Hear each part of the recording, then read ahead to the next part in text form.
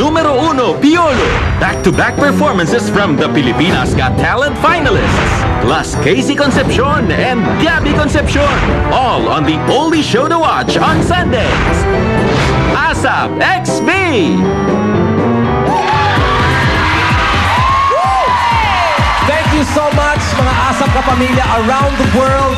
TFC subscribers, both, for those of you who are TFC subscribers here in the studio, it's for you and for everyone out there. Folks, we do have time, and I just want to say one thing, that everyone you see up here on this stage enjoys every moment of being with you. Pero, it's not just about the people on stage.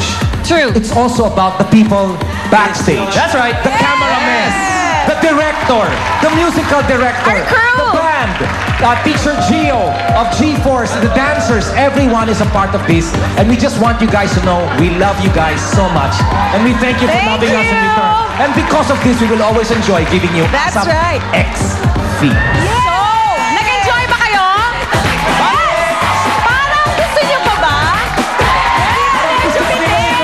Pero dahil bitin kayo, eto na nga, next week, ASAP sets the bar high to the highest level talaga dahil live na live makakasama natin ang Pilipinas Got Talent finalists!